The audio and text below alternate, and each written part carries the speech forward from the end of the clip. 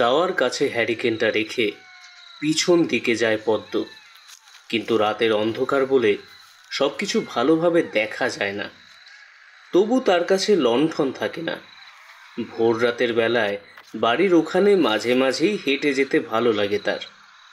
ঘরে মা বাবা দুজনে নিশ্চিন্তে ঘুমিয়ে রয়েছে। পদ্ম আর 5টা মেয়ের মতো শান্ত নয়, সে বড় দুরন্ত। আর দুরন্তপনার জন্যই মাঝে মাঝে কত মানুষের কাছে কত কথা তাকে শুনতে হয়েছে।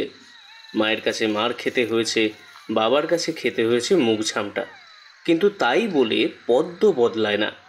সেসব কথা কেউ বললে বলতো, তোমরাই তো বলো পরের ঘরে গিয়ে ভালো মেয়ে হয়ে থাকতে হয়। তখন যদি ভালো মেয়ে হয়ে চুপ করে থাকতে হয়, তাহলে এখন যা মনে হয় তাই করে দিই। বাবা মায়ের কাছে যতদিন আছি ততদিন মন খুলে আনন্দ করি, তারপর পরের বাড়ি গিয়ে যা হবে তাই দেখা যাবে। পদ্ম এমনটাই। কারোর কথা ভালোভাবে শোনে না, শোনা তো দূরের কথা, কারোর কথায় গুরুত্বই দেয় না। এই নিয়ে গোটা গ্রামের মাঝে তার মাকে বাবাকে কতবার যে নাজেহাল হতে হয়। কিন্তু পদ্ম সেসব গায়ে মাখে না। এই যেমন আজ হ্যারিকেনটা দাওয়ার কাছে রেখে সে পেছনের দিকে গেল। পেছনের দিকে বাঁশের চৌহদ্দির বাইরে গ্রামের পথ। তাদের বাড়ির মুখটা উল্টো দিকে। আসলে এই দিকে একটা ডোবা রয়েছে, সেই ডোবার জলে তাদের প্রাত্যহিক কাজকর্ম হয়। তাই পদ্মর ঠাকুরদা যখন বাড়িটা বানিয়েছিল এই দিকে মুখ করেই বানিয়েছিল। তাছাড়া তখন তো গ্রামে আর এত বাহুল্য ছিল না, এত বাড়িঘরও ছিল না। পরে পদ্মর বাবা সেই ঘরের দরজা আর বদলাননি, পাশ থেকে একটা রাস্তা দিয়ে গ্রামের পথে করেছেন। পদ্ম ডোবার দিকে গেল। ডোবার একপাশে ছোট্ট ঝোপ মতো। ডোবার দিকে কয়েক পা এগিয়েছে, এমন সময় পায়ের কাছে কি যেন একটা চট করে ফুটতেই পদ্মর মুখ থেকে একটা আর্তনাদ বেরিয়ে এলো। সঙ্গে সঙ্গে পায়ের কাছে একটা যন্ত্রণা অনুভব করলো সে। তাড়াতাড়ি মাটির উপর বসে পড়ে হাতটা পায়ের কাছে নিয়ে যেতেই বুঝতে পারল পায়ের কাছটায় কি যেন ফুটে রয়েছে। 2 আঙুলের সাহায্যে এক ঝটকায় পায়ের থেকে সেই জিনিসটা বার করতেই পদ্ম বুঝল ওটা একটা পেরেক ছাড়া আর অন্য কিছু নয়। পেরেকটাকে ছুঁড়ে ফেলে দিল সামনের দিকে। মনে মনে বিড়বিড় করতে করতে কাকে যেন সাপ সাপান্ত করতে লাগলো। তারপর ডোবার জলের কাছে গিয়ে ভালো করে পাটা ধুয়ে একরকম খোঁড়াতে খোঁড়াতে ঘরে ফিরে এসে সেই দাওয়ার কাছে উঠতে যাবে, অমনি দেখতে পেল তার মা দাওয়ার কাছে চুপ করে দাঁড়িয়ে আছে।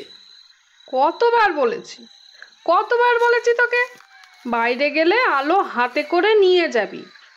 পায়ে কি হয়েছে, খোঁড়াচ্ছিস কেন? দেখো না মা, কি যেন বাড়ির কাছে একটা জং ধরা পেরেক ফেলে রেখেছে, আর সেই পেরেকটাই আমার পাইতে ঢুকেছে, আর তাতেই। ভাঙা পেরেক ঢুকেছে? ওই পেরেকটাকে তো তোর পা পচে যাবে। কাল সকালেই কবিরাজের কাছে নিয়ে যাব তোকে। পদ্ম কবিরাজ পছন্দ করে না, কিন্তু পায়ের ব্যথাটা ক্রমশ বাড়ছে। যেন মনে হচ্ছে পায়ের ওই ছোট্ট ফুটো দিয়ে শরীরের ভেতরে প্রবল যন্ত্রণা আস্তে আস্তে ছড়িয়ে পড়ছে। তাই পদ্ম আর প্রতিবাদ করল না। হাঁটতে হাঁটতে নিজের ঘরে গিয়ে বিছানায় শুয়ে পড়ল। পদ্ম কিংবা তার মা খেয়াল করল না একটু আগে ঠিক যেখানে পদ্মর পায়ে লোহার পেরেক ফুটেছিল সেইখানে ঝোপের মাথা থেকে বেরিয়ে এলো একটা কালছে মাথা। তার দুটো সাদা ফ্যাকাশে চোখ ছাড়া অন্য কিছুই দেখা যায় না। একটা অদ্ভুত হাওয়া পদ্মর বাড়ির চারপাশে পাক খেতে খেতে উঠতে লাগলো উপরের দিকে। তোমরা ওসব কথা বুঝবে না, বুঝলে? তোমাকে তো আগেই বলেছি, তন্ত্রে অদীক্ষিত মানুষরা ওসব কথা বারবার বুঝতে পারে না। তাছাড়া যেটুকু তোমরা বুঝতে পারবে না সেটুকু বিশ্বাসও করতে চাইবে না। তোমরা তো সব সময় বলো তত্ত্ব কথা তোমাদের পছন্দ নয়। তত্ত্ব কথা ছাড়া এই কথা বোঝাবো কি করে? তত্ত্ব কথা শুনতে চাই না ঠাকুরমশাই, আসল কথা শুনতে চাই। এমন কিছু যা শুনলে মনে হবে আসলেই ব্যাপারটা সত্যি। আপনি আমাদের বলছেন সামান্য একটা কোনো দ্রব্য দিয়ে অশুভ শক্তি এমন কিছু করতে পারে যাতে অনেক বড় কিছু হয়ে যেতে পারে। কিন্তু আপনি বলছেন আপনার কাছে যে এসেছিল তার উপর কেউ অশুভ ক্রিয়া করেছে, আর সেই ক্রিয়ার জন্য সে ব্যবহার করেছে সামান্য একটা তামার পয়সা। তামার পয়সা তো অনেক বেশি, বুঝলি? আমি এমনও দেখেছি তামার পয়সা না, সামান্য একটা পিরিক পর্যন্ত একটা মানুষের গোটা জীবনে এমন প্রভাব ফেলতে পারে যা তোমরা ধারণাও করতে পারবে না। আমি দেখেছি একটা সামান্য পিরিক দিয়ে এক নিম্ন স্তরের তান্ত্রিক একটি মেয়ের জীবনের কিছু পরিবর্তন করে দিয়েছিল, এমন ভাবে তাকে প্রভাবিত করেছিল যে আমি পর্যন্ত কিছু করতে পারিনি। যদিও তার সঙ্গে আমার সাক্ষাৎ হয়েছিল এই ক্রিয়ার একেবারে শেষের দিকে, ততদিনে তো যা হবার হয়ে গেছে। তবুও শেষমেশ মেয়েটাকে শুধুমাত্র আমি বাঁচাতে পেরেছিলাম। তারানাথের মুখে এমন কথা শুনে আমি আর ঈশ্বরী দুজনেই চুপ করে গেলাম। তারানাথ সামনে রাখা পাসিংশোর প্যাকেট থেকে একটা সিগারেট তুললো। আসলে কথাটা শুরু হয়েছিল অন্যভাবে। আমি আর ঈশ্বরী আজ যখন মর্টল্যান্ডের কাছে এসে পৌঁছেছি তখন দেখলাম বৃষ্টি ঝিরিঝিরি করে পড়ছে। তারপর পাসিংশোর প্যাকেট আর খানিকটা তেলে ভাজা কিনে নিয়ে যখন তারানাথের বাড়িতে এসে পৌঁছেছি তখন দেখতে পেলাম তারানাথের বাড়ির দাওয়ার কাছে বসে আছে এক ভদ্রলোক, ধুতি পাঞ্জাবি পরা আর হাতে সোনার আংটি, গলায় সোনার চেনটাও লক্ষ্য করলাম। তারানাথের সামনে বসে কি বিষয়ে যেন সে কথা বলছে, আমরা ভালোভাবে শুনতে পেলাম না, কারণ এমন খদ্দের থাকার সময়ে আমরা তার কাছে তক্তপোষের কাছে আসি না, খানিকটা দূরেই থাকি। আজও তেমন তারানাথের বাড়ির এক পাশে একটা গাছের কাছে চুপ করে দাঁড়িয়ে সবকিছু দেখে চলেছি। ঈশ্বরী কথায় কথায় বলল, তারানাথ কিন্তু এখনো অনেক কিছু জানে। আমাদের সব কথা বলতে চায় না সেটা আলাদা ব্যাপার, কিন্তু তারানাথ যে মাঝে মাঝে বলে তার কোনো ক্ষমতা নেই, সে কথা কিন্তু এক্কেবারে মিথ্যে। তোমার কি মনে হয় সে কথা আমি জানি না? আমি জানি, আর এটাও বুঝি যে তারানাথ সে সমস্ত আমাদের কাছে লুকিয়ে রাখতে চায়। আসলে মানুষটা যখন সেটা চায় তখন শুধু শুধু তাকে ঘাটিয়ে কি লাভ বলো তো? কথাটা তুমি ঠিকই বলেছ। যখন তারানাথ কোনো খদ্দেরের হাত দেখে কিংবা তাদের কথা শোনে তখন মনে হয় সত্যি সত্যিই তারানাথের মধ্যে অনেক পার্থক্য। এসব কথাই বলছিলাম আমরা দাঁড়িয়ে। লোকটি চলে যেতেই তারানাথ হাত তুলে আমাদেরকে ডাকলো। কাছে বসতে বসতে ঈশ্বরী বলল, হ্যাঁ, ব্যাপার কি? বেশ কয়েকদিন ধরে বেশ খদ্দের ঝরছে মনে হচ্ছে। কি ব্যাপার ঠাকুরমশাই? ব্যাপার আলাদা করে তেমন কিছু নেই, তোমরা যা ভাবছো। তা খদ্দের দু একটা হচ্ছে না সে কথা বলবো না, তবে আগের মতো আর কোথায় হলো? আগে বাড়ির সামনে খদ্দেরের লাইন পড়ে থাকতো, তবে মিথ্যে বলবো না, আগের ক্ষমতাও তো আর এখন নেই। ক্ষমতাটুকু এদিক ওদিক ব্যবহার করতে করতে প্রায় শেষ হয়ে এসেছে। কিন্তু এই লোকটি তেমন কোনো কাজে আসেনি, একটা বিপদে পড়ে সে আমার কাছে এসেছে। বিপদের কথা শুনে আমি আর ঈশ্বরী খানিকটা কৌতূহলী হয়ে পড়লাম। একটু খারাপ লাগলেও আসলে সেটাই সত্যি। বললাম, কেমন বিপদ? যে লোকটি আমার কাছে এসেছিল তার নাম সতীনাথ মুখোপাধ্যায়। তিনি একজন বড় ব্যবসায়ী। কলকাতার বাজারে তার বড় দোকান রয়েছে। তাছাড়া আরো কিছু ব্যবসার সঙ্গে সে যুক্ত। কিন্তু সম্প্রতি এক অদ্ভুত সমস্যা তার হতে শুরু করেছে। কথা নেই বার্তা নেই, তার কাজের সঙ্গে জড়িত লোকেরা নানা সমস্যায় পড়ছে, তাকেও নানা আর্থিক ক্ষতির সম্মুখীন হতে হচ্ছে। তার একমাত্র ছেলে অজানা কারণে জ্বরে ভুগেই চলেছে। কোনো কবিরাজ তা ঠিক মতো ধরতে পারছে না, আর ঠিকও করতে পারছে না। এদিকে তার স্ত্রীরও শারীরিক মন্দা চলছে। এক কথায় বলতে গেলে হঠাৎ করে মাত্র সপ্তাহখানেকের মধ্যে তার খুব একটা বলতে গেলে অনেকটাই পরিবর্তন হয়েছে। আর এই পরিবর্তনের মূলে রয়েছে একটা তামার পয়সা। আমি আর ঈশ্বরী একসাথে অবাক হয়ে বললাম, তামার পয়সা? তামার পয়সা? হ্যাঁ, তামার পয়সাই বটে। ওই তামার পয়সাটা প্রথম দিন দেখেছিল এই সতীনাথ মুখোপাধ্যায়। তিনি নিজের হাতে করে তামার পয়সাটি তুলে নিজের ঘরে এনেছিল।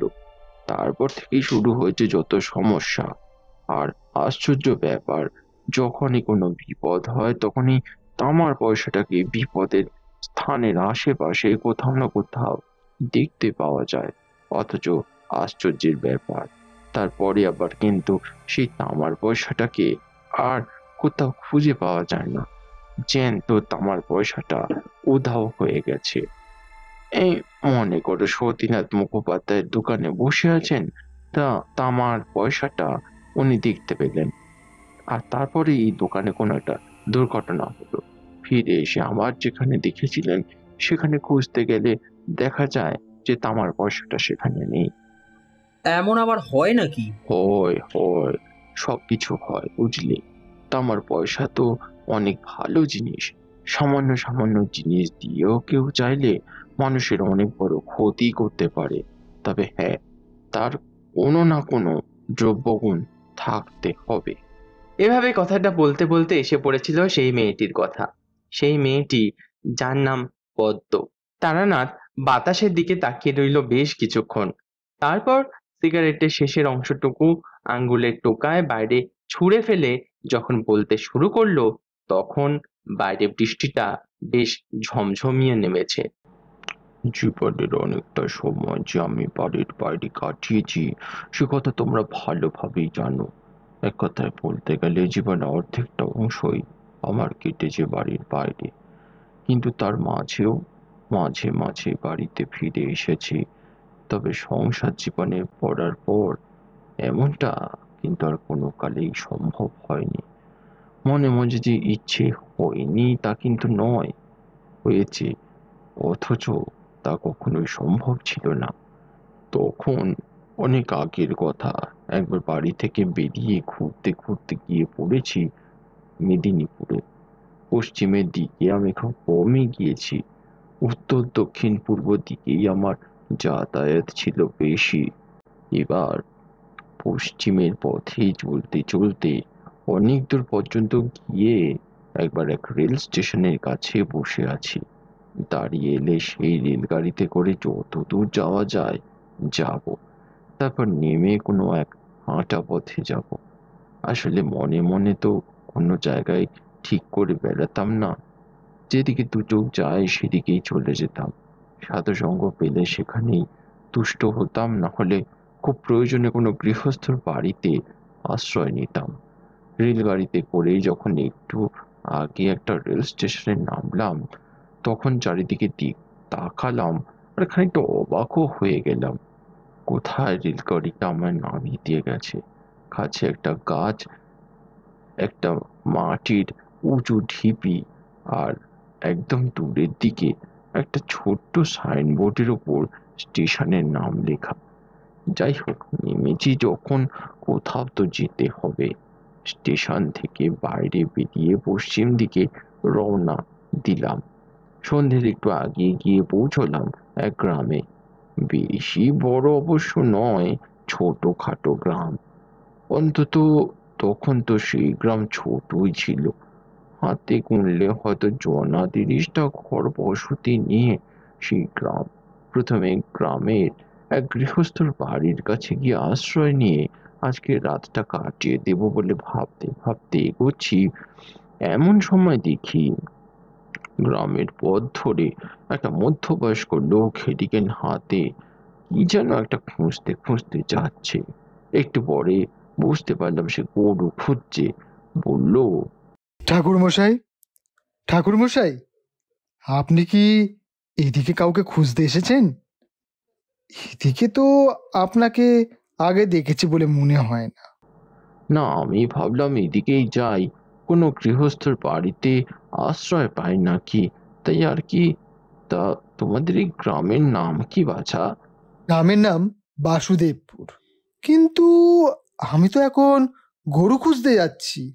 আপনি এগিয়ে যান, সামনে সামনে অনেক বাড়ি পেয়ে যাবেন। আমাদের গ্রামের মানুষ বড় ভালো, সবাই আশ্রয় দেয়। আপনি সামনে গেলেই পদ্মদের বাড়িতে যাবেন, তাদের বাড়িতে নানা সমস্যা হচ্ছে। লোকটার শেষের কথাগুলোর মধ্যে কিরকম একটা ছিল। আমি তাই তার কথা শুনে পদ্মদের বাড়ি যেখানে সেখানে গেলাম। লোকটার কথায় এগিয়ে গেলাম পদ্মদের বাড়ি বরাবর। একটু আগে গিয়ে পদ্মদের বাড়ি সে আমায় দেখিয়ে দিয়েছে, তাই আর একটু এগিয়ে দেখিয়ে একটা বাড়ির খড়ির ভেতর থেকে কথা ভেসে আসছে, সেটা আমি শুনতে পেলাম। কে যেন বলছে, যখন ঘুমোচ্ছে বা তখন ঘুমোতে দাও না তুমি, শুধু শুধু ডাকাডাকি করছো কেন? তুমি তো জানো মেয়েটা রাতে ভালোভাবে ঘুমাতে পারে না।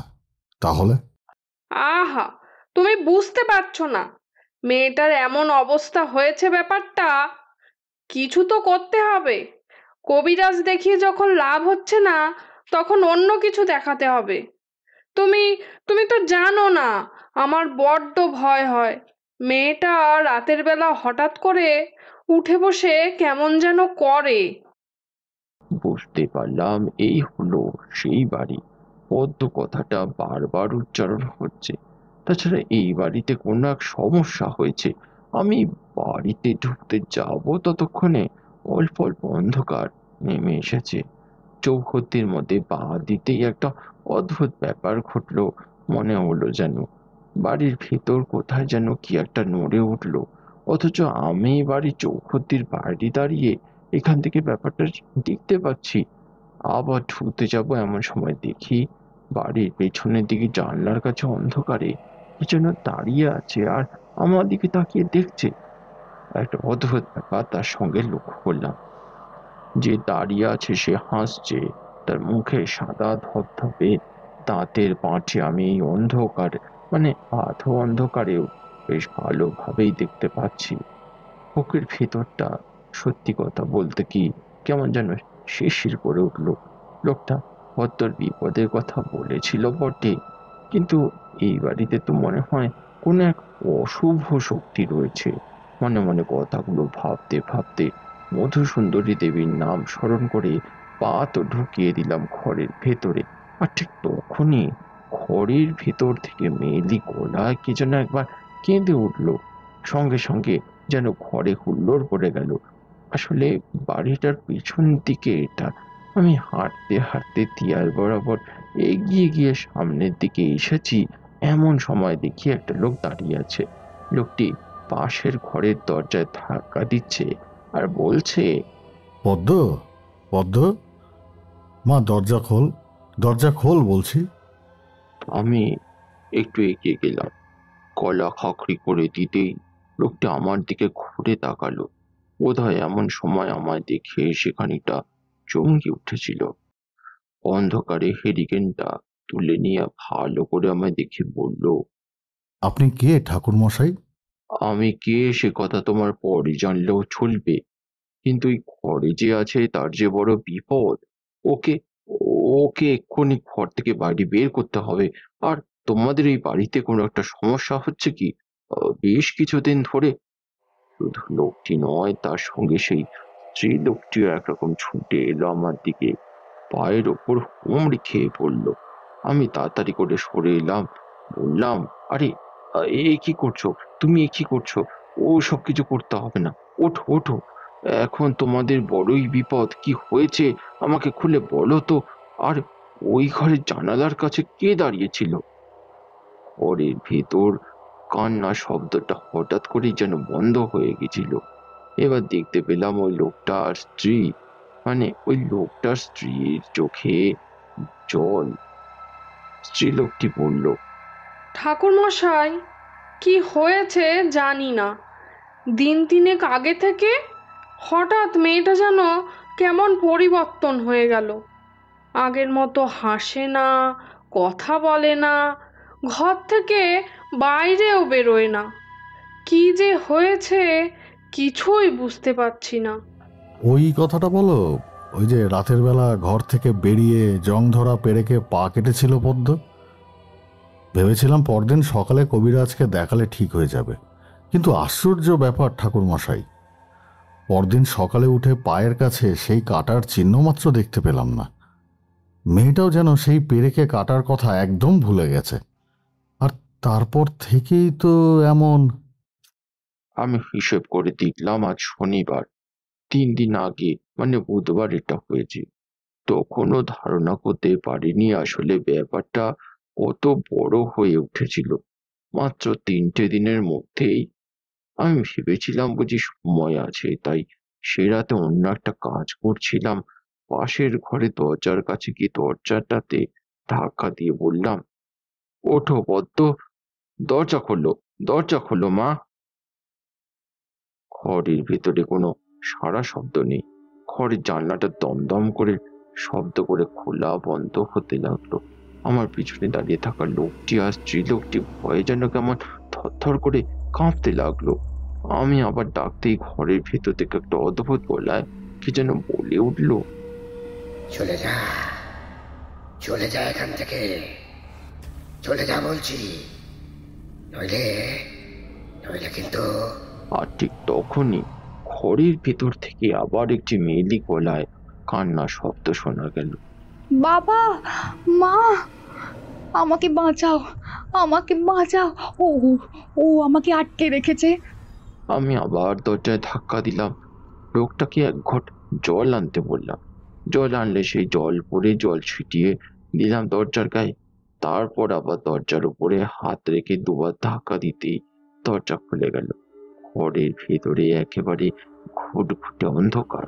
বাইরের অন্ধকারটা আস্তে আস্তে বাড়তে শুরু করেছে। তার মধ্যে বাইরে থেকে সেই মহিলা একটা হেরিকেন নিয়ে এলো, আর সেই হেরিকেনের আলোয় ঘরের ভেতরের দিকে তাকিয়ে দেখতে পেলাম মেয়েটা জানালার কাছে হেলান দিয়ে বসে আছে। তার মাথা চুল এলোমেলো হয়ে সামনে ছড়িয়ে রয়েছে, মুখের একপাশ থেকে রক্ত ঝরছে। দৃশ্যটা দেখে সেই মহিলা আর তাকাতে পারল না। হেরিকেনটা নামিয়ে রেখে হুড়মুড় করে ঢুকে গেল ঘরের ভেতরে। আমি তাকে বারণ করতে যাব, কিন্তু তার আগে এসে ঘরের ভেতরে ঢুকে পড়েছে। আমি চিৎকার করে বললাম, খবরদার, খবরদার ঘরের ভেতরে যেও না। কিন্তু আমার কথা শেষ হলো না। চোখের সামনে দেয়ালে হেলান দিয়ে থাকা সেই মেয়েটি ঠিক যেন শিয়ালের মতো ঝাঁপিয়ে পড়ল মহিলার উপরে। চোখের নিমেষে নিজের দাঁত বসিয়ে দিল সেই স্ত্রী লোকের গলায়। আমি মুহূর্তের জন্য ঘরের ভেতরে ঢুকে গেছি মহিলাকে সরিয়ে আনার জন্য, কিন্তু তার আগেই যা হওয়ার হয়ে গেছে। ধারালো দাঁত দিয়ে সে ছিঁড়ে ফেলেছে মহিলার সেই কণ্ঠলানি। রক্তে ভরে গেছে তার মুখ। মহিলাটি তখন কিছু বলার চেষ্টা করছে, কিন্তু তখন কি আর করবো। আমার পিছনে থাকা লোকটা ভয়ে পাথরের মতো হয়ে গেছে, চিৎকার করে বলছে, এ কি হলো ঠাকুরমশাই, এ কি হলো? ওরে ওরে, কে কোথায় আছিস, তাড়াতাড়ি আয়। যে কারণেই হোক আশপাশটা লোকে ভরে গেল। ঘরের দরজাটা আবার বন্ধ হয়ে গেল। আমি তার আগে মহিলার দেহটা নিয়ে বাইরে এসেছি। গ্রামের কবিরাজের কাছে খবর গেল। স্ত্রী লোকটিকে আর বাঁচানো গেল না। কবিরাজ সব দেখে শুনে বলল, আগেই বলেছি ও মেয়ের সাধারণ কিছু হয়নি, ওকে ওকে বাড়ি থেকে তাড়িয়ে দাও, না হলে বাড়ির লোকের সর্বনাশ হয়ে যাবে। আমার কোনো কথা শুনলে না। কিন্তু মেয়েটির তো কোনো দোষ নেই। নিশ্চয়ই কোনো অশুভ শক্তি ওর মধ্যে পাশা বেঁধে ওকে দিয়ে সব কাজ করাচ্ছে। ঠাকুরমশাই, এই কারণেই তো আপনাকে এখানে আসতে বলেছিলাম, কিন্তু এমন একটা ব্যাপার কি করে হলো? আপনি তো ছিলেন। আমি ছিলাম, কিন্তু আমি কিছু করার আগেই মহিলাটি ঘরের ভেতরে ঢুকে গেল। সেখানে আমি কি করতে পারি বলো তো? তাছাড়া সবকিছু তো চোখের সামনেই হয়েছে। ঠাকুরমশাইয়ের কোনো দোষ নেই, ঠাকুরমশাই বারণ করেছিল। তার আগেই পদ্মর মা ঘরের ভিতরে গিয়ে ঢুকেছে, কিন্তু পদ্ম যে এমন কাজ করবে। এদিকে ততক্ষণে গ্রামের লোকেরা রেগে উঠেছে। তারা ঠিক করলো ঘরের মধ্যে থাকা পদ্মকে টেনে বার করে তাকে আগুনে পুড়িয়ে মারবে। ও তো আর মানুষ নেই, ও হয়েছে এখন রাক্ষস। আমি আর পদ্মর বাবা মিলে তাদেরকে শান্ত করতে লাগলাম। শেষে কবিরাজ, সেই লোকটি, আমি আর পদ্মর বাবা মিলে আজকে রাত পর্যন্ত সময় চাইলাম গ্রামের লোকেদের কাছে, তখনও জানতাম না বাকি রাতটা কেমন ভাবে কাটবে। অনেক রাত পর্যন্ত আমরা চেষ্টা করলাম আবার দরজা খোলার, কিন্তু কিছুতেই কিছু হলো না। গ্রামের লোকেরা সবাই ফিরে এসেছে। কবিরাজ, সেই লোকটি, পদ্মর বাবা, আর তার সঙ্গে পদ্মর বাবা চেনাশোনা দুজন রয়েছে সেখানে। আমি সবাইকে সাবধান করে দিলাম ঘরের ভেতরে হঠাৎ করে যেন কেউ প্রবেশ না করে। ঘরের ভেতরে সাক্ষাৎ মৃত্যু অপেক্ষা করছে ওদের জন্য। কবিরাজ বলল, ব্যাপারটা কি হয়েছে বলুন তো ঠাকুর মশাই, আপনি কিছু বুঝতে পারছেন? বুঝতে পারছি, ওই লোহার পেরেকটা সাধারণ কিছু নয়। নিশ্চয়ই কেউ কোনো অশুভ ক্রিয়ায় ওই লোহার পেরেক কাজে লাগিয়েছিল, আর এই পেরেকে তার শরীরে রক্ত লেগেছে বলে সেই অশুভ শক্তি তার মধ্যে প্রবেশ করেছে। এখন দিনের বেলা ছাড়া কোনো কিছুই আর করা যাবে না। তার মানে গোটা রাতটা আমাদের অপেক্ষা করতে হবে? আর এই গোটা রাতে একবার যখন ও বুঝতে পেরেছে রাতের বেলায় ওখান থেকে পালাবার চেষ্টা সে করবে, এমনকি পদ্মকে নিয়ে যাওয়ার চেষ্টাও করবে। এই রাতটা ওকে যেভাবে হোক আটকাতে হবে। আমার মুখের কথাটা শেষ হয়েছে এমন সময় ঘরের দরজাটা দড়াম শব্দ করে খুলে গেল, আর দেখি পদ্ম সেখানে দাঁড়িয়ে আছে। তার শরীরের কাপড় এলোমেলো, মাথার চুল অবিন্যস্ত ভাবে সামনে ছড়িয়ে রয়েছে, আর পদ্মর মুখ থেকে যেটা বেরিয়ে আসছে সেটা একটা তীব্র গর্জন ছাড়া আর কিছুই না। খবরদার, খবরদার, কেউ সামনে যাবেন না। সামনে গেলেই কিন্তু আমি ততক্ষণে দেহবন্ধন করেছিলাম, সবারই দেহবন্ধন করেছি, কিন্তু কিন্তু কেন জানি না মনে হচ্ছে দেহবন্ধন ভালোভাবে কাজে লাগবে না। প্রত্যক্ষ না হলেও পরোক্ষভাবে সে আক্রমণ করতেই পারে। আমি, সেই লোকটি আর ওদের মধ্যে একজন দরজার এই পাশে রইলাম, আর অন্য পাশে রইল পদ্মর বাবা, কবিরাজ, আরো একজন। পদ্ম কিন্তু কিছু করছে না, দরজার কাছে দাঁড়িয়ে আছে। আমি বললাম, কেন এখানে কেন এসেছিস তুই? কেন এমন করছিস? চলে যা বলছি, চলে যা, ছেড়ে দে ওই মেয়েটাকে। রক্ত, রক্ত, ও আমায় ছুঁয়েছে কেন? কেন রক্ত দিয়ে আমায় জাগিয়েছে? আমি আমি এবার সবার রক্ত না নিয়ে যাব না, যাব না। কখন ছুঁয়েছে? কোথায় ছুঁয়েছে? কেন কেন? ওই ডোবার কাছে, ওই ডোবার কাছে যে লোহার পেরেকটা পোতা ছিল, ওর ওর মধ্যেই তো আমার অংশ রয়েছে। মনে নেই? আজ থেকে 50 বছর আগে ওই ডোবার পাড়ে আমায় ডেকে এনেছিল একজন, আর তারপর আমায় দিয়ে একটা কাজ করিয়ে ওই পেরেকের মধ্যে আমার ক্ষমতা আটকে রেখেছিল। ও আমায় রক্ত দিয়ে জাগিয়েছে। এবারে সবার রক্ত আমি নিয়ে যাব, আমি নিয়ে যাব। আমাদের চোখের সামনে এসে এগিয়ে গেল সামনের দিকে। মাটির ঘরের বাঁশটার কাঁচটায় একটা হ্যাঁচকা ধাক্কা দিতেই বারান্দার ঘরের চাল হুড়মুড় করে এসে পড়ল নিচের দিকে। পদ্ম তার তলায় চাপা পড়ল। পদ্মর বাবা উঠে তাকে ধরতে যাবে, কবিরাজ শক্ত করে ধরল, তাকে বলল, কি করছিস? খবরদার, খবরদার, ওর কাছে যাবি না। ততক্ষণে পদ্মর শরীরের অর্ধেকটাই সেই ঘরের চালের তলা থেকে চাপা, সেটা দেখা যায়। সে দৃশ্য দেখে কোনো বাপের পক্ষে তার মেয়েকে না বাঁচিয়ে চুপ করে দাঁড়িয়ে থাকা সম্ভব হয় না। পদ্মর বাবাও প্রায় কবিরাজের হাত থেকে ছিটকে বেরিয়ে যাওয়ার চেষ্টা করলো। আমি আর বাকিরা তো তখন ছুটে গেছি সেইখানে কোনো রকমে তাকে সামলাতে। বললাম, তুমি বুঝতে পারছো না, ও এটাই চাইছে, পদ্মকে বিপদে ফেলে তারপরে তোমাকে মারতে চাইছে। আমাদের হাতে তখন হ্যারিকেন নেই। হ্যারিকেন গুলো দাওয়ার একপাশে উঠোনের দিকে লম্বা করে রাখা। সেই আলোতে ভেঙে পড়া ঘরের চালার নিচে পদ্মর বাকি শরীরটুকু দেখা যায়। হঠাৎ করে বাবা, বাবা, আমাকে বাঁচাও, আমার বড় কষ্ট হচ্ছে বাবা, আমায় বাঁচাও। পদ্মর কাঁপা কাঁপা গলা শুনে পদ্মর বাবা আরো যেন পাগলের মতো হয়ে গেল। কবিরাজ, সেই লোকটা আর বাকিদের অনেক কষ্ট করে আমি তাকে ধরে রাখতে বললাম। তারা কষ্ট করে তাকে ধরেও রাখলো। ঠিক এমন সময় আমি সামনে এসে দাঁড়ালাম। শয়তান, কেন এমন করছিস? কেন কেন এমন ভাবে ওকে নিয়ে যাওয়ার চেষ্টা করছিস? হরিকেনের আলোয় দেখতে পেয়েছিলাম পদ্মর চোখের জল। কাতর চোখে সে ওই দিকে তাকিয়ে কথা বলছে। হঠাৎ করেই আমার কথা শুনে তার চোখ বদলে গেল। তার চোখের সাদা অংশটার বদলে শুধুমাত্র কালো অংশটুকুই দেখা যায়। তার মুখে একটা অদ্ভুত হাসি। সেই হাসিটা আমি জানালার কাছে দেখতে পেয়েছিলাম। সেই হাসিটা আবার দেখতে পেলাম। সেভাবেই সে হাসছে।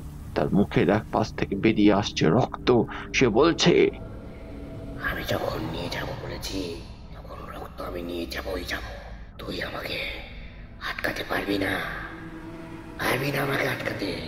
কথাটা বলতে বলতে হঠাৎ করে সেই ঘরের চালের মধ্যে চাপা পড়া পদ্ম শরীরটা যেন অদৃষ্ট হয়ে গেল।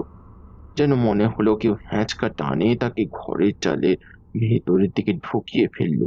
পদ্মর বাবা তখন প্রায় হাঁপাতে হাঁপাতে আর কাঁদতে কাঁদতে বলল, ঠাকুর মশাই, ঠাকুর মশাই, কি করব বলুন তো? ঠাকুর মশাই, আমার মেয়েটাকে বাঁচান। বউটা যে আর বাঁচবে না তা আমিও জানি, কিন্তু মেয়েটাকে তো বাঁচান। এই রাতে এই এই- এই এই রাতে বউটাকে নিয়ে শ্মশানে যেতে পারবো না। কাল সকালে যাব। মেয়েটাকে না বাঁচিয়ে আমি এখান থেকে যাব না। আমি যাব না এখান থেকে। ওটা কে? আর কেনই বা এমন ভাবে পদ্মকে ধরছে? ওটা কোনো অশুভ শক্তি। ও আজ থেকে অনেক বছর আগে ডোবার পাড়ে কোনোভাবে আটকা পড়েছে। পদ্মই তাকে মুক্ত করেছে, কিন্তু মুক্ত করেছে তাকে তার রক্ত দিয়ে। তাই সেই রক্তের টানে সে এসে বাসা বেঁধেছে পদ্মর মাঝে। এই 3টে দিনের মধ্যে সে পদ্মকে এমন ভাবে ধরেছে, পদ্মর শরীর থেকে তাকে সরিয়ে ফেলা খুব একটা সহজ নয়। বিশেষ করে কথাটা বলতে পারলাম না, কারণ কথাটা ছিল পদ্মর বাবাকে নিয়ে। ও পদ্মর বাবাকে না মেরে সেখান থেকে যাবে না। একটা না এতটা কথা বলে তারানাথ চুপ করতেই আমি আর ঈশ্বরী রুদ্ধশ্বাসে বলে উঠলাম, ঠাকুরমশাই, আপনি বলছেন ওই মেয়েটির মধ্যে কোনো অশুভ শক্তি এসেছিল আর সেই তার মাকে মেরেছে, কিন্তু তার বাবা তো তখনও জীবিত ছিল। আর এমন অবস্থা যখন মেয়েটির হয়েছিল, সেই মেয়েটিকে কি আপনি বাঁচাতে পেরেছিলেন? সেটার জন্য শেষ পর্যন্ত তো শুনতে হবে। তখন অবস্থা এমন হয়েছিল যে আমি বুঝতে পারছিলাম মেয়েটা কি হয়তো বাঁচাতে পারবো না, কিন্তু পদ্মর বাবাকে বাঁচাতে হবে। তাই বললাম, দেখুন, পদ্মকে এই অবস্থা থেকে বাঁচানো খুব মুশকিল। রাত পর্যন্ত তাকে আমি এখানে আটকে রাখতে পারবো না। সময় বুঝে আমি বাড়ির চারপাশে এক গণ্ডি দিয়েছিলাম, আর সেই গণ্ডির কারণে সেখান থেকে এক্ষুনি পালাতে পারছে না। সকাল পর্যন্ত তাকে এখানে ধরে রাখতে পারলে সে এমনি পদ্ম শরীর ছেড়ে চলে যাবে। ততক্ষণ পর্যন্ত পদ্ম শরীর অক্ষত থাকলেই হবে। আমি এখান থেকে যাব না, আমি কোথাও যাব না। তুই বুঝতে পারছিস না, পদ্মকেও ওখান থেকে নিয়ে যেতে পারবে না। তুই এখানে থাকলে তোর বিপদ বাড়বে, তোকেও মারতে চাইবে। তুই আমার সঙ্গে চল, বাকিরা তো এখানেই আছে। পদ্মর বাবা সেখান থেকে যেতে চাইল না। সেটা যে তার জীবনের সবচেয়ে চরম ভুল ছিল তা আমি তখন বুঝতে পারিনি। ভেবেছিলাম পদ্মর বাবাকেও বাঁচিয়ে নিতে পারবো আমি, কিন্তু শেষের দিকে এমন একটা ঘটনা ঘটে গেল যার জন্য হয়তো আমি প্রস্তুত ছিলাম না। আমরা উঠোনের কাছে অপেক্ষা করতে লাগলাম। লণ্ঠন হাতে সবাই তখন বসে পড়েছে। চারপাশে ঘরের ভেতরে একেবারে কড়া নজর রাখা হচ্ছে। এখানে বাড়ির বর্ণনা সামান্য দেওয়া তোমাদের কাছে প্রয়োজন বলে মনে করছি। বাড়ির চারপাশে বাঁশের উঁচু বেড়া, সেই বেড়ার থেকে একদিকে সেই গেট পেরিয়ে আমি, সেটা কিন্তু বাড়ির পেছনের দিকে, অর্থাৎ গ্রামের রাস্তার দিকে বলতে পারো।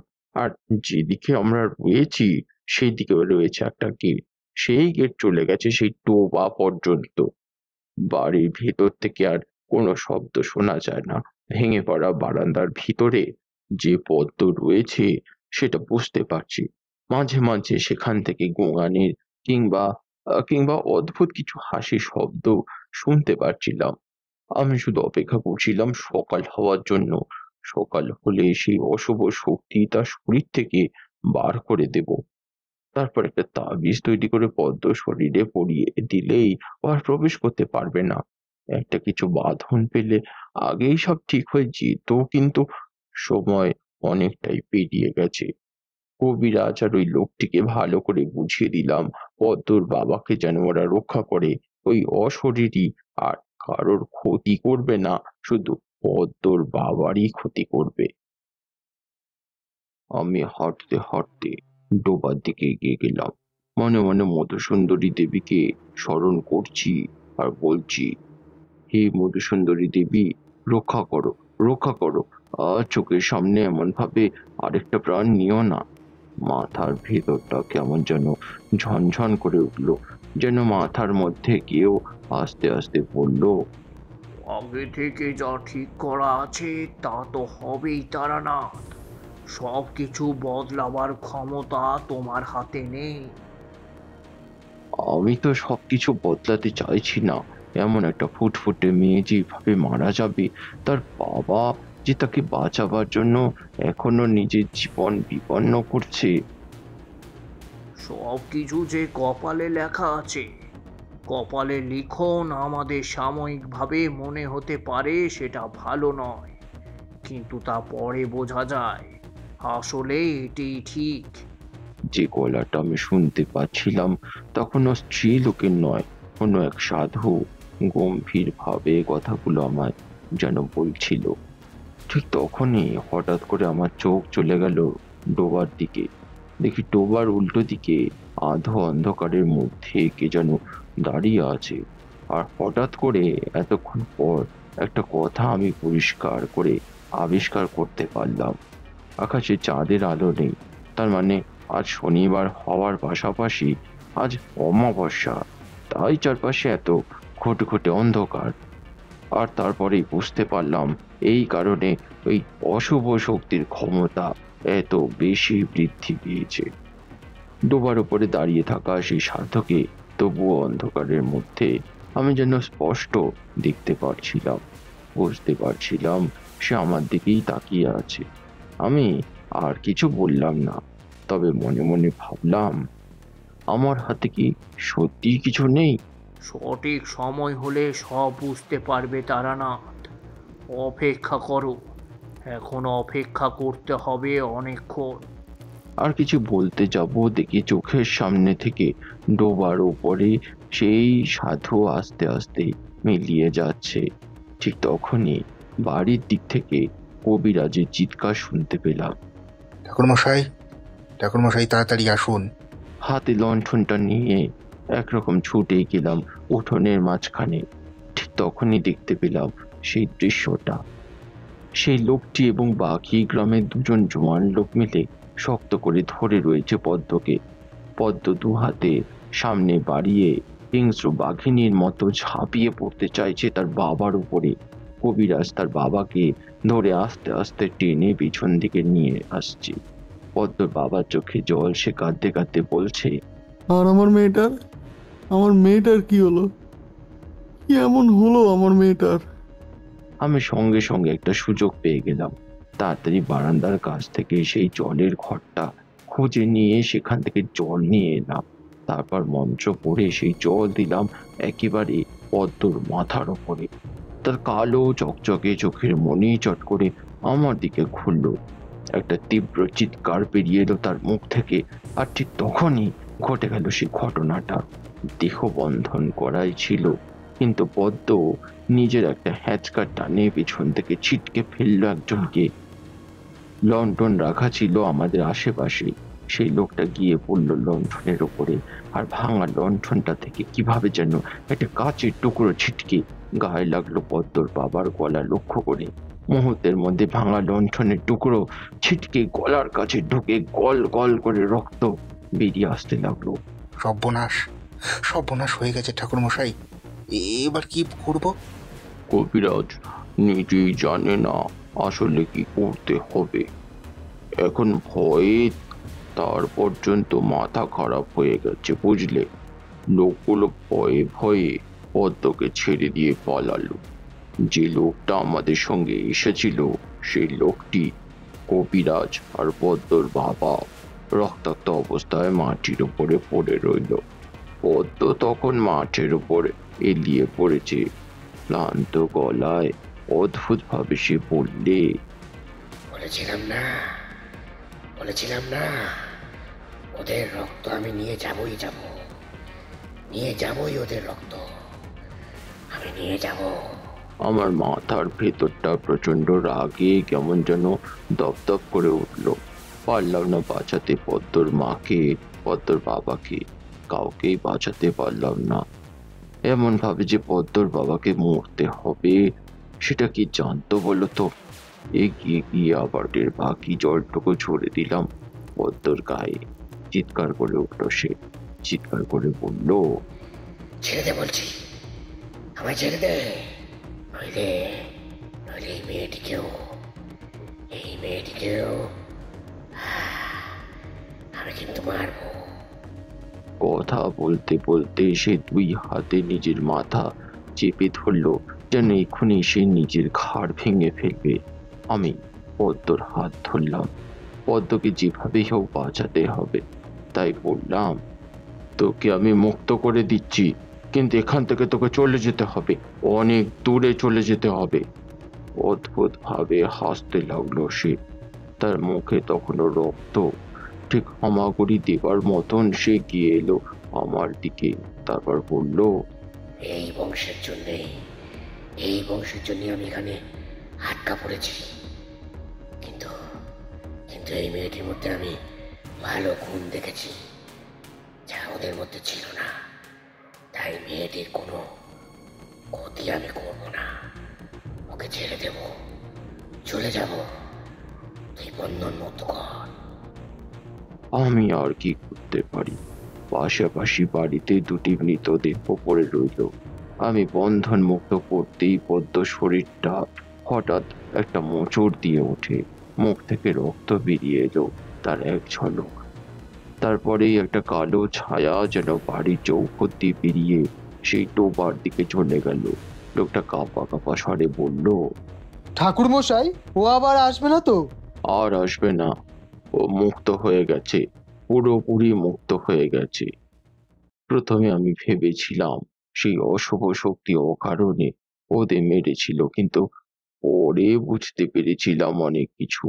সে রাতে পদ্মর জ্ঞান ফিরেছিল পরদিন সকালে। বিধ্বস্ত রক্তাক্ত অবস্থায় তাকে কবিরাজের বাড়িতে রাখতে হয়েছিল। পদ্মর জ্ঞান ফেরার আগেই তার বাবা মায়ের মৃতদেহ শ্মশানে পোড়ানো হয়ে গিয়েছিল। তারপর কবিরাজ বলেছিল আমায় এক আশ্চর্য গল্প। বুঝলেন ঠাকুরমশাই, এখন বুঝতে পারছি কেন এসব হয়েছে। পদ্ম ঠাকুরদা একবার পাশের বাড়ির গোপালদের ক্ষতি করার জন্য এক তান্ত্রিককে ডেকেছিল। সেই তান্ত্রিক আজ থেকে অনেক বছর আগে ওই ডোবার ধারে কোনো ক্রিয়া করেছিল। সেই ক্রিয়ার পরে গোপালের বাড়িতে অদ্ভুত কিছু ব্যাপার শুরু হয়। বিশ্বাস করবেন না, গোপালের বাড়ির সুস্থ সবল দুটো গরু পরপর মারা পড়ল। গোপালের ছেলে রাতের বেলা ভয় পেয়ে 3 দিনের জ্বরে মারা গেল। গোপালের বউ পাগল হয়ে গেল। এরপর গোপাল গলায় দড়ি দিয়ে আত্মহত্যা করেছিল। ওই যে পাশের বাড়িটা দেখছেন ফাঁকা, ওইটাই গোপালের বাড়ি। মৃত্যুর আগে গোপাল চিৎকার করে করে বলে গিয়েছিল তার বাড়িতে কেউ কোনো ক্রিয়া করছে।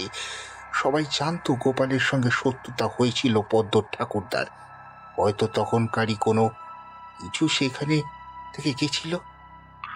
সবই তো বুঝলাম, কিন্তু যদি এমন হয় তাহলে সেই অশুভ শক্তি পদ্মকেও মারতে পারত, কিন্তু তাকে মারল না কেন? পদ্মর বাবা মা আর পদ্ম সম্পূর্ণ ভিন্ন। গ্রামের লোকেদের আপদে বিপদে পদ্ম এগিয়ে যায়। একটু চঞ্চল, তাই গ্রামের লোকেদের কাছে কথা শুনতে হয় তাকে। কিন্তু পদ্ম বড় ভালো মনের মানুষ। পদ্মর বাবা মা তেমনটা ছিল না, ওরা অর্থলোভী, ওরা নিজেদের স্বার্থ বুঝতো, গ্রামের লোকেদের সঙ্গে তাই মেলামেশা করত। এবার বুঝতে পারছেন ওই অশুভ শক্তি আসলে কেন কেন ওদের হত্যা করলো? সবই বুঝতে পারছিলাম। তার সঙ্গে মনে পড়ছিল ডোবার ধারে দাঁড়িয়ে বলা সেই সাধুর কথাগুলো। সাধু বলেছিল, যা হয় ভালোর জন্যই হয়। তাৎক্ষণিকভাবে তা আমাদের খারাপ বলে মনে হলে পরে আমরা বুঝতে পারি আসলে তা ঠিকই হয়েছে। বুঝতে পারলাম পদ্মর বাবা মা কোন কোন অন্যায় শাস্তি পেয়েছে, আর পদ্ম পেয়েছে তার কোনো করা ভালো কাজের সুফল। আমি 2 দিন পরে গ্রাম ছেড়ে চলে এসেছিলাম। পদ্ম যেদিন জ্ঞান ফিরেছিল, আশ্চর্য ব্যাপার, পদ্মর এই সমস্ত কথা কিছুই মনে ছিল না। কোনো এক অজানা কারণে সে সবকিছু ভুলে গিয়েছিল। এমনকি তার বাবা মায়ের কথা সেটাও পর্যন্ত সে ভুলে গিয়েছিল। কবিরাজের কেউ ছিল না। কবিরাজ তাকে নিজের মেয়ের মতো নিজের বাড়িতেই রেখেছিল। পরদিন সে গ্রাম ছেড়ে চলে আসার সময় পদ্মর দিকে একবার তাকিয়ে দেখেছিলাম। সত্যি তার মুখ দেখে মনে হয়েছিল বড় সরল সাদাসিধে। মেয়েটির মুখে কি সুন্দর চঞ্চল হাসি। তার মুখে তো দেখেছিলাম সেই বীভৎস ছায়া, কালো কুচকুচে চোখ, অদ্ভুত হাসি। জলার কাছে দাঁড়িয়ে থাকা সেই হাসিটাই তো প্রথম আমায় টেনে নিয়ে গেছিল এই বাড়িতে। যাই হোক, তারপর এই গ্রাম ছেড়ে চলে এলাম। তবে এখনো মনে থাকবে সামান্য একটা পেরেকের টুকরো পদ্মর গোটা জীবনটাকে কেমন ভাবে বদলে দিয়েছিল। তারানাথ চুপ করতেই আমরা উঠে পড়লাম। এতক্ষণ ধরে ঝমঝম করে বৃষ্টি পড়ছিল, এবার কিন্তু বৃষ্টি খানিকটা কমে এসেছে। পথে নেমে ঈশ্বরী শুধু প্রশ্ন করলো, সবই বুঝলাম, কিন্তু মাত্র একটা অমাবস্যার রাতের মধ্যে এত কিছু হয়ে গেল। ঠাকুর মশাই যদি সবকিছুই আগে থেকে বুঝতে পারতো, তাহলে ঠাকুর মশাই ওদের বাঁচাবার চেষ্টা কেন করলো না? তাহলে কি ঠাকুর মশাই ইচ্ছে করেই? ঈশ্বরী তার কথা শেষ করলো না। আমি বুঝতে পারছিলাম ঈশ্বরী কি বলতে চাইছিল, তবে মনে হলো না ঠাকুর মশাই এমন কাজ করতে পারেন। যাই হোক, আমরা হাঁটতে লাগলাম তখন ট্রাম রাস্তার দিকে। ট্রামের ঘন্টার শব্দ শোনা যাচ্ছে ইতিমধ্যেই।